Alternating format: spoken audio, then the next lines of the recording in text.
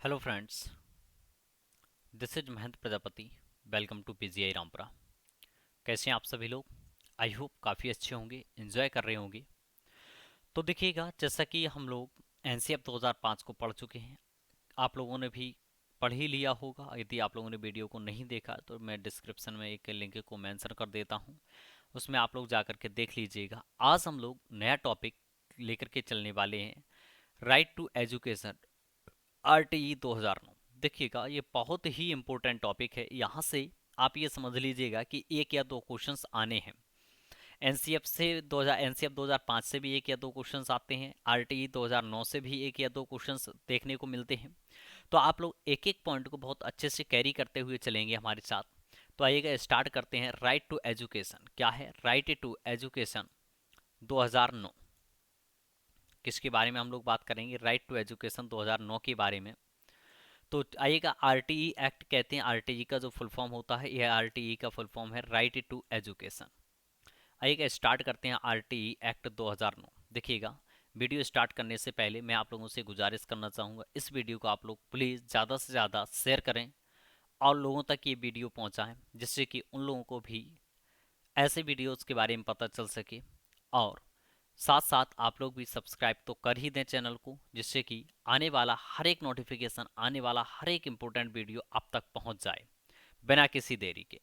तो आइएगा, बात करते हैं हम लोग RTE act 2009, right to education 2009।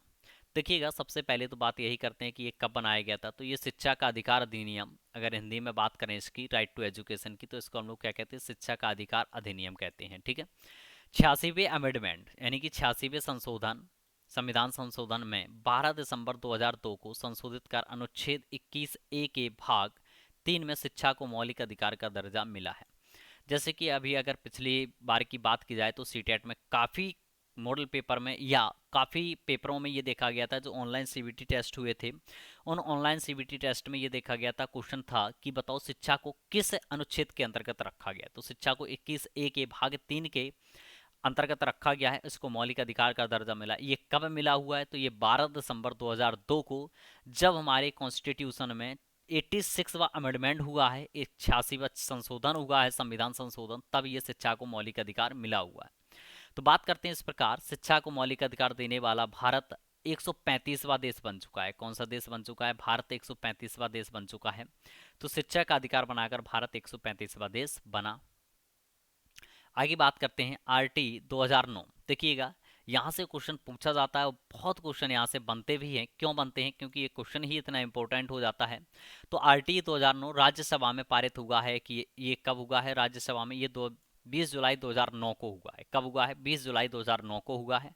Lok Sabha में ये पारित हुआ है कब? 4 अगस्त 2009 को। देखिएगा, सर्वप्रथम ये आपका कहाँ हुआ है? राज्यसभा में हुआ। एक बात याद रखें आप लोग, इसके आफ्टर में ये कहाँ हुआ है? ये लोकसभा में पारित हुआ है। राज्यसभा में कब हुआ? तो ये 20 जुलाई 2009 को हुआ है। और राज्यसभा में कब हुआ है? 4 अगस्त 2009 को हुआ है। आरटी 2009 पर राष्ट्रपति द्वारा हस्ताक्षर जो किए गए वह 26 अगस्त 2009 में किए गए। कब किए गए हैं? 26 अगस्त 2009 में। क्वेश्चन यहाँ से बनते हैं, क्वेश्चन यहाँ से पूछे जाते हैं। आप लोगों को अभी मैं मॉडल पेपर कराना स्टार्ट करूंगा, जो प्रीवियस ईयर में पूछे गए क्वेश्चन हैं, जो सीबीटी हुआ है आपका, जो कि आपका सीबीटी हुआ, वो मैं सभी आप लोगों को करवाऊंगा। तो वहाँ देखना आप लोग, आरटीई से क्वेश्चन हमें देखने को जरूर मिलेंगे और 101% आपको क्वेश्चंस देखने को मिलेंगे। आगे बात करते हैं कि यह जो है आरटी 2009 1 अप्रैल 2010 को जम्मू एवं कश्मीर को छोड़कर यह अधिनियम पूरे देश में लागू कर दिया। देखिएगा, जम्मू एंड कश्मीर का एक अपना ही अलग कानून होता है। तो देखिए, ये आरटीई 2009 बना कब है? 2009 में बना है, लेकिन ये लागू कब हुआ? तो ये लागू हुआ 1 अप्रैल 2010 से। कब होगा? 1 अप्रैल 2010 से। जे एंड के को छोड़ दिया जाए, जम्मू एंड कश्मीर को छोड़ दिया जाए, तो यह पूरे स्टेट में यानी कि पूरे राज्य में, पूरे भारतवर्ष में ये लागू कर दिया गया था। आइएगा, आगे बात करते हैं। तो आरटी एक्ट 2009 में करीब 7 अध्याय हैं एवं 38 धारा हैं। अगर बात करें आरटी एक्ट 2009 में करीब कितने हैं, 7 अध्याय एवं 38 धाराएं। देखिएगा, अगर आपको पूरी बुकलेट पढ़नी है तो आप लोगों को मैं डिस्क्रिप्शन में लिंक दे दूंगा, तो वहां से आप लोग जाकर के ई बुक को डाउनलोड कर लीजिएगा और पूरा आरटी एक्ट 2009 पढ़ लीजिएगा। मैं आपको यहाँ पर सिर्फ उतना ही बताऊंगा जितना आपके लिए इंपॉर्टेंट है, अर्थात एग्जाम के दृष्टिकोण से इंपॉर्टेंट है। तो इतनी सारी बातें मैं आप लोगों को बताते हुए चलूंगा। तो आरटी एक्ट 2009 में कितने अध्याय हैं, 7 अध्याय एवं 38 धाराएं हैं। आगे बात करते हैं तो आरटी एक्ट 2009 की उद्देश्य क्या है, इसको लाने का पर्पज क्या है इसके पीछे। तो इसके पीछे बहुत सारे पर्पज हैं, जैसे कि हमारे पास कोठारी आयोग के बाद हमारे पास जो न्यू एजुकेशन पॉलिसी आई थी उस टाइम पर, उनमें 1983 में, तो एनपी 1983 की अगर हम बात करें उसमें बहुत सारे संशोधन किए जाने हैं। या अगर हम बात करें प्रोफेसर यशपाल की एनसीएफ जिन्होंने बनाया हुआ था, तो वहाँ भी बहुत सारी कमियां रह गई थी, तो उन कमियों को सुधारने के लिए आरटी एक्ट 2009 लाया गया, जिसमें कुछ बातें की गई हैं। आइएगा उन बातों को जानते हैं कि क्या इसके पीछे पर्पज था इसको लाने का। तो फर्स्ट पॉइंट है हमारे पास, 6 वर्ष से लेकर के 14 वर्ष के बच्चों को मुफ्त में शिक्षा प्रदान की जाएगी। देखिएगा, ये पूरे भारतवर्ष में लागू है कि जो बच्चे की आयु कितनी है, 6 वर्ष से लेकर के 14 वर्ष तक की है आयु, तो उसको फ्री शिक्षा मिलेगी, फ्री एजुकेशन मिलेगी। कैसी मिलेगी, फ्री एजुकेशन मिलेगी, ताकि जिन बच्चों की घर की आर्थिक स्थिति ठीक नहीं होने के कारण पढ़ पाते हैं उनको भी पढ़ने का मौका दिया जाए। बहुत ही अच्छी सोच रही है गवर्नमेंट की कि यहाँ पर जो 6 से 14 वर्ष के बच्चे हैं उनको मुफ्त में शिक्षा दी जाए। और जिन लोगों की घर की स्थिति ठीक नहीं है तो उन्हें, तो आज की स्थिति में आप लोगों को पता है कि भोजन से लेकर के, कपड़े से लेकर के, किताब से लेकर के हर एक चीज़ फ्री ऑफ प्रोवाइड करवाई जा रही है। तो फ्री एजुकेशन था फर्स्ट पर्पज, जो बच्चे आर्थिक स्थिति ठीक ना होने के कारण नहीं पढ़ पाते थे। सेकंड है, अगर कोई बच्चा विकलांग है, देखिएगा अगर सेकंड कंडीशंस आती है कि अगर कोई बच्चा विकलांग है तो आरटी एक्ट 2009 के तहत उन बच्चों के लिए सीमित आयु 14 वर्ष से बढ़ाकर के 18 वर्ष कर दी गई। ये क्वेश्चन पूछ लिया जाता है, बताओ कि जो फिजिकल यानी कि हैंडीकैप वाले बच्चे हैं, विकलांग बच्चे हैं, उनके लिए जो मुफ्त शिक्षा की आयु है वह कितनी है, तो वह आपकी 18 वर्ष होती है। कितनी होती है, 18 वर्ष होती है। नेक्स्ट क्वेश्चन की इसी में बात करते हैं, नेक्स्ट पॉइंट की। तो आरटी एक्ट 2009 के अनुसार कोई विद्यालय अगर बच्चे का या फिर उसके माता पिता का इंटरव्यू लेते हैं तब उस विद्यालय से 25,000 रुपए तक सरकार द्वारा जुर्माना वसूल किया जाएगा। देखिएगा, 6 वर्ष से लेकर के 14 वर्ष तक के बच्चे का ना तो कोई इंटरव्यू होगा, ना उसके माता पिता का कोई इंटरव्यू होगा, चाहे वह आपका गवर्नमेंट स्कूल बना रहे या वह प्राइवेट स्कूल बना रहे। अगर ऐसा कोई करता है तो गवर्नमेंट उससे क्या 25,000 रुपए का जुर्माना वसूल करेगी, या सेकेंड टाइम वह करता हुआ पकड़ा जाता है तो ये जुर्माना की जो राशि है वह 2.5 लाख रुपए तक पहुंच सकती है। तो गवर्नमेंट ने ये कहा है कि शिक्षा जो है वह है बिना किसी दबाव के 6 वर्ष से लेकर के 14 वर्ष तक के बच्चों को मिलनी चाहिए, बिना उनके किसी माता पिता के भी दबाव के। मतलब कि ना तो माता पिता का इंटरव्यू लिया जाएगा, बहुत जगह ऐसा देखा गया था कि बहुत से माता पिता का इंटरव्यू लिया जाता था कि अगर उनके माता पिता पढ़े हैं तभी उन बच्चों का दाखिला अच्छे स्कूल में हो सकता था। लेकिन आरटी एक्ट 2009 के बाद ऐसा बिल्कुल भी पॉसिबल नहीं है, किसी भी बच्चे का ना तो इंटरव्यू लिया जाएगा और ना ही किसी के माता पिता का इंटरव्यू लिया जाएगा। नेक्स्ट पॉइंट की बात करते हैं, आरटी एक्ट 2009 के अनुसार विद्यालय का कोई भी शिक्षक प्राइवेट ट्यूशन नहीं पढ़ा सकता है। देखिएगा, जितने भी गवर्नमेंट टीचर बन चुके हैं या आप लोग अभी बनोगे तो आप लोग प्राइवेट ट्यूशन को नहीं पढ़ा सकते। ये धारा 28 में मेंशन किया गया है आरटी एक्ट 2009 की। किसमें, आरटी एक्ट 2009 की धारा 28 में प्राइवेट ट्यूशन पढ़ाने का प्रावधान नहीं है। तो इसको आप लोग विशेष ध्यान से देख लीजिएगा। तो भाई आप लोग प्लीज़ एक बार पीजीआई रामपुरा को सब्सक्राइब कर दें, लाइक कर दें, शेयर कर दें, कमेंट जरूर करें और इस बेल आइकन को जरूर दबा लें, क्योंकि आपके पास तक आने वाला हर एक नोटिफिकेशन आपके पास टाइम तक पहुंच जाए। आगे बात करते हैं, यह शिक्षा का अधिकार नियम बच्चों पर होने वाले मानसिक और शारीरिक उत्पीड़न के खिलाफ है और वह इसको रोकता भी है। यह धारा 17 में मेंशन किया गया है। किसमें मेंशन किया गया, धारा 17 में मेंशन किया गया है। मतलब कि आप बच्चे को डरा धमका करके नहीं पढ़ा सकते, ना बच्चे को पीट सकते हैं। जैसा कि आप लोग आज की स्थिति में देख सकते हैं, हर रोज आए दिन खबर आती है कि एक शिक्षक ने छात्र को बेरहमी से पीटा। देखिएगा, हम लोग के ज़माने की बात और है, हम लोगों की जो शिक्षा दीक्षा हुई है वह हम लोग पिट पिट करके ही पढ़े हैं। टीचर्स लोगों ने अपने खूब हाथ साफ किए हम लोगों के ऊपर, बहुत पिटाई की है हम लोगों की। बट आने वाली जो पीढ़ी है या आप लोग जो हैं, आप लोगों की भी इतनी पिटाई नहीं हुई होगी जितनी हम लोगों की हुई है। तो यहाँ पर बच्चे को आप, जैसे कि मैं अगर कहता हूँ, कोई भी आप शब्द नहीं बोल सकते। जैसे कि अगर आपने कह दिया गधा तो पढ़ता नहीं है, तो मतलब जो गधा वर्ड है ये भी आपका किसके अकॉर्डिंग आ रहा है, तो ये मानसिक उत्पीड़ना के अकॉर्डिंग आ रहा है। इसमें आप लोग अपनी नौकरी से भी हाथ धो सकते हैं। तो याद रखें, आप शिक्षक बनने जा रहे हैं, आप किसी को डराने धमकाने नहीं जा रहे हैं। बच्चे को तो विशेष तौर पे आपको बिल्कुल भी डराना धमकाना है ही नहीं। तो इस बात का आप लोग विशेष ध्यान रखें। आरटी एक्ट 2009 में जो भी डराने धमकाने की चीज़ें थी या डंडे से पिटाई करना होता था, ये सारी चीज़ें हटा दी गई। आप बच्चे को बिल्कुल भी पिटाई नहीं कर सकते हैं। यहाँ तक कि आप गधा वर्ड भी नहीं बोल सकते, कोई भी अपशब्द नहीं बोल सकते हैं।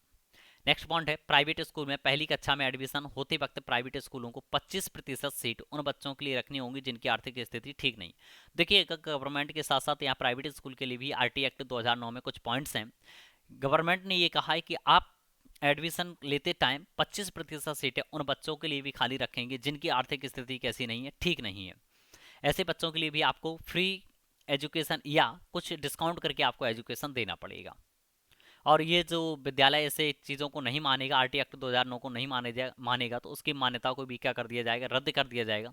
और अगर मान्यता रद्द करने के बाद अगर वह फिर भी विद्यालय को खोलता है तो उस प्रबंध समिति के ऊपर बहुत कड़ी से कड़ी सजा होगी और जुर्माना भी लगाया जाएगा। आगे नेक्स्ट पॉइंट, हर किसी प्राइवेट स्कूल को कम से कम 25% सीटें कमजोर बच्चों के लिए रिजर्व रखनी होंगी। कैसी रखनी होंगी, रिजर्व यानी कि आरक्षित करनी होंगी। जिनकी इकोनॉमिकल स्टेज अच्छी नहीं है, उन बच्चों को अगर प्राइवेट स्कूल में पढ़ना है तो उनके लिए 25% सीटें कैसी होनी चाहिए, रिजर्व होनी चाहिए। आगे बात करते हैं, कोई भी व्यक्ति शिक्षा का अधिकार अधिनियम 2009 के अंतर्गत पढ़ने वाले बच्चे को न तो अगली कक्षा में जाने से रोक सकेगा और न ही उसको स्कूल से निष्कासित किया जाएगा। देखिएगा, कोई भी व्यक्ति, चाहे आपका प्राइवेट स्कूल हो या आपका गवर्नमेंट स्कूल हो, जब तक बच्चा 6 से 14 वर्ष तक का नहीं हो जाता है तो उस बच्चे को ना तो स्कूल से निकाला जा सकता है और ना ही उसको अगली कक्षा में प्रमोशन के लिए रोका जा सकता है। भले ही वह बालक जो है वह आपका किसी भी कक्षा में फेल हो जाए, लेकिन फिर भी उसको प्रमोशन से नहीं रोका जा सकता है। अगर बच्चा मान लो कि वह नहीं पढ़ा है शुरुआत में और उसकी एज हो गई है 9 साल, तो 9 साल एज में बच्चा तीसरी क्लास में या फोर्थ क्लास में पढ़ना चाहिए, तो वह उसके अकॉर्डिंग उसको एडमिशन दे दिया जाएगा। ये नहीं कहा जाएगा कि अभी आपकी आयु इतनी है, आपको एडमिशन नहीं मिलेगा। उसकी आयु के अनुसार उसको एडमिशन दिया जाएगा या उसकी जिस क्लास में पढ़ने की इच्छा है उसको उसके अकॉर्डिंग एडमिशन दिया जाएगा। तो ये आरटी एक्ट 2009 के अंतर्गत आता है। ना तो कोई भी व्यक्ति उसे अगली कक्षा में जाने से रोक सकेगा और ना ही उसको स्कूल से निष्कासित कर सकेगा। बच्चा चाहे जितना उद्दंडी बना रहे, लेकिन बच्चा गलत नहीं हो सकता है, ये गवर्नमेंट का कहना है। नेक्स्ट पॉइंट है, विशेष आवश्यकता वाले बच्चों को समावेशी शिक्षा के व्यवस्था के अंतर्गत पढ़ाना चाहिए। देखिएगा, यहाँ बात की गई है जितने भी हमारे पास आवश्यकता वाले, विशेष आवश्यकता वाले जैसे कि विकलांग बच्चे होते हैं, इनको समावेशी शिक्षा के अंतर्गत पढ़ाना चाहिए। एक विशेष प्रकार की व्यवस्था है। हम लोग बात करेंगे आगे समावेशी शिक्षा की, बात करेंगे चाइल्ड डेवलपमेंट में क्या होती है समावेशी शिक्षा। आगे बात करते हैं कि बिल्डिंग कैसा होना चाहिए, भवन कैसा होना चाहिए। तो गवर्नमेंट ने भवन आरटी एक्ट 2009 में कुछ बातें बताई हैं। प्रत्येक शिक्षक के लिए कम से कम एक कक्षा और एक कार्यालय, सह भंडार, सह प्रधान कक्ष होना चाहिए।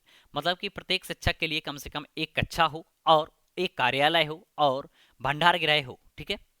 नेक्स्ट पॉइंट है, लड़के और लड़कियों के लिए अलग अलग शौचालय की व्यवस्था हो। बिल्कुल बात सही है। अलग अलग टॉयलेट बाथरूम की व्यवस्था हो। नेक्स्ट है, एक रसोई जहां मध्याह्न भोजन तैयार किया जा सके। देखिएगा, आपको पता है एमडीएम चलता है, तो जिसे हम लोग आंगनबाड़ी कहते हैं। क्या कहते हैं, आंगनबाड़ी। वहाँ पे बच्चे को भोजन दिया जाता है। क्या दिया जाता है, भोजन दिया जाता है। यानी कि रसोई घर होना चाहिए। सीधी सी बात अगर हम आप लोगों से करें, क्या होना चाहिए, रसोई घर होना चाहिए। एक खेल का मैदान होना चाहिए। सुरक्षित और पर्याप्त पेयजल व्यवस्था होनी चाहिए। क्या होना चाहिए, सुरक्षित पेयजल और पर्याप्त व्यवस्था होनी चाहिए। आगे बात करते हैं टीचर्स लोगों की, जो शिक्षक हैं और जो बच्चे हैं, इनका कार्य दिवस न्यूनतम कितना होना चाहिए। तो 1 से 5वीं कक्षा यानी कि प्राथमिक विद्यालयों के लिए, प्राथमिक कक्षाओं के लिए 200 दिन का कार्य दिवस घोषित किया गया है। देखिएगा, ये पॉइंट्स आते हैं, आप लोग इनको अच्छे से नोट डाउन करते चलिएगा। तो जो प्राइमरी है उनके लिए कितना, 200 दिन का कार्य दिवस घोषित किया गया। 6वीं से 8वीं तक के लिए 220 दिन का, कितना, 220 दिन का। 6वीं से 8वीं तक के जो विद्यार्थी हैं उनके लिए, या जो शिक्षक हैं उनके लिए 220 दिन कार्य दिवस माना गया है। आरटी एक्ट 2009 में मेंशन किया गया। आगे बात करते हैं निर्देशात्मक घंटे, मतलब कि इनकी कितने शिक्षण कार्य चलने चाहिए। तो कक्षा 5वीं के शैक्षणिक कार्य, प्रति शैक्षणिक कार्य 800 शिक्षण घंटे, कितने, 800 शिक्षण घंटे, मतलब कि एक साल में 800 शिक्षण घंटे। और 6वीं से 8वीं के लिए 1000 निर्देशात्मक घंटे की बात की गई है। तो एक कैलेंडर वर्ष में आपकी जो प्राइमरी की कक्षाएं वो 800 घंटे कम से कम चलनी चाहिए और जो 6वीं से 8वीं की कक्षाएं वह 1000 घंटे की समथिंग चलनी चाहिए। आगे बात करते हैं शिक्षकों के लिए प्रति सप्ताह काम के घंटों की न्यूनतम संख्या। देखिएगा, आप लोग टीचर बनने जा रहे हैं, आप लोगों को ये चीज़ें बहुत अच्छे से पता होनी चाहिए।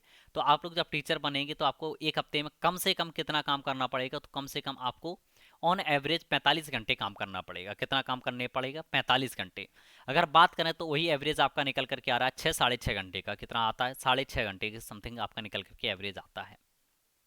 अगला पॉइंट है पुस्तकालय होना चाहिए। क्या होना चाहिए? पुस्तकालय होना चाहिए विद्यालय में। प्रत्येक विद्यालय में एक पुस्तकालय होगा जिसमें समाचार पत्र, पत्रिकाएं, कहानी की पुस्तकें सहित पुस्तकें उपलब्ध होंगी। देखिएगा, आरटी एक्ट 2009 में बातें तो बहुत अच्छी की गई हैं, लेकिन ये 2022 चल रहा है, 13 साल 14 सालें हो चुकी हैं। 2 अप्रैल को ये लागू 1 अप्रैल को लागू कर दिया गया, 1 अप्रैल 2010 से। लगभग 12 सालें हो चुकी हैं, 12 साल से भी ज़्यादा का समय हो चुका है। ये कहाँ तक ये सही उपाय है ये एक अलग बात है, लेकिन आरटी एक्ट 2009 की जो विचारधाराएं हैं वो विचारधाराएं बहुत ही अलग हैं। अगर ऐसा हो जाए वास्तविकता में, विद्यालय विद्यालय दिखाई देगा और बच्चे पढ़ेंगे और शिक्षक पढ़ाएंगे भी। आगे बात करते हैं, तो खेल सामग्री और खेल उपकरण कैसे होना चाहिए? तो यह आवश्यकता अनुसार प्रत्येक वर्ग को प्रदान किया जाना चाहिए। खेल सामग्री है, खेल उपकरण है, ये सभी को अपने देना चाहिए। ठीक है, आगे बात करते हैं। इसे प्लीज़ आप लोग शेयर, सब्सक्राइब और शेयर कर लें। कुछ और पॉइंट्स हैं, उन पॉइंट्स की मैं आप लोगों से यहीं पर बात कर लेता हूं। तो जैसे कि कहा जाता है कि शिक्षक और छात्र अनुपात कितना होना चाहिए? तो 30 विद्यार्थियों पर एक छात्र होना चाहिए। सॉरी, 30 विद्यार्थियों पर 30 छात्रों पर एक शिक्षक होना चाहिए, अर्थात 30:1 का अनुपात होना चाहिए किस किस में? तो ये अनुपात होना चाहिए किसमें? छात्र और शिक्षक में। अगर छात्र की बात करें तो 30 छात्र हैं, उन पर एक शिक्षक होना चाहिए। ये प्राइमरी की मैं बात कर रहा हूँ। अगर यही अपर प्राइमरी की बात करता हूँ तो वहाँ 35:1 है। 35 छात्रों के बीच में एक शिक्षक होना चाहिए। 35 छात्रों के बीच में कितना शिक्षक होना चाहिए? एक शिक्षक होना चाहिए। जो आपका प्राइमरी लेवल का स्कूल है वह 1 किलोमीटर के दायरे में होना चाहिए। बच्चे के घर से कितना होना चाहिए? 1 किलोमीटर के दायरे के अंतर्गत होना चाहिए। अगर इससे ज़्यादा है तो गवर्नमेंट को उसके लिए बस की सुविधा करनी पड़ेगी, या जो भी फैसिलिटीज़ है या तो स्कूल उसके घर के पास शिफ्ट करना पड़ेगा। अपर प्राइमरी की बात करें तो अपर प्राइमरी के लिए ये कक्षा 6वीं से 8वीं तक के लिए बात की जाती है 3 किलोमीटर की बात की जाती है। कितने किलोमीटर की बात की जाती है? तो जो विद्यालय होना चाहिए वह 3 किलोमीटर के अंतराल में होना चाहिए। तो ये कुछ विशेष बातें थी, तो इनको आप लोग अच्छे से मेंशन कर लीजिएगा अपनी कॉपी में और लिख लीजिएगा। ये सारे क्वेश्चंस यहीं से पूछे जाते हैं आरटीई एक्ट 2009 से। तो आई होप कि आप इस वीडियो को ज़्यादा से ज़्यादा लाइक और शेयर करेंगे और आप लोग समझ भी पाए होंगे आरटीई एक्ट 2009 है क्या। तो प्लीज़ इसे आप लोग ज़्यादा से ज़्यादा शेयर करिएगा। Thank you for today, all the best, have a nice day. जय हिंद, जय भारत।